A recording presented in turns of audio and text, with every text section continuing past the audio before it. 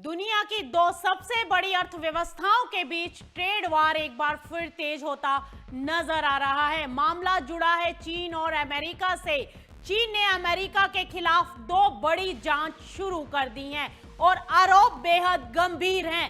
चीन का कहना है कि अमेरिका ने चीन के उत्पादों पर रोक लगाई है और हाईटेक एक्सपोर्ट पर बैन लगाया है और अहम सेक्टर में निवेश तक रोक दिया है। यानी साफ आरोप अमेरिका ग्लोबल ट्रेड को अपने हिसाब से कंट्रोल कर रहा है। चीन ने खास तौर पर ग्रीन एनर्जी सेक्टर को लेकर भी जांच शुरू कर दी है।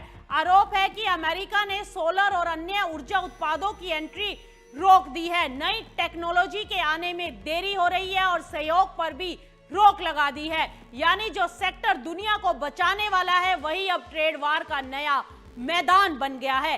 चीन का कहना है कि अमेरिका के ये कदम WTO यानी वर्ल्ड ट्रेड ऑर्गेनाइजेशन के नियमों के खिलाफ हो सकते हैं और इससे चीनी कंपनियों को भारी नुकसान हो रहा है।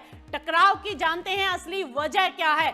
दरअसल इसी महीने की शुरुआत में अमेरिका ने सेक्शन 301 के तहत ट्रेड एक्ट 1974 के अंतर्गत कई देशों पर टैरिफ की जांच शुरू की थी और इस कानून के तहत अमेरिका उन देशों पर टैरिफ लगा सकता है जो उसके व्यापारिक हितों को नुकसान पहुंचाते हैं और अब चीन ने उसी का जवाब दिया है। हाल ही में फ्रांस में दोनों देशों के बीच ट्रेड टॉक्स भी हुए जहां अमेरिकी ट्रेजरी सेक्रेटरी स्कॉट और चीन के वाइस प्रीमियम ही शामिल थे।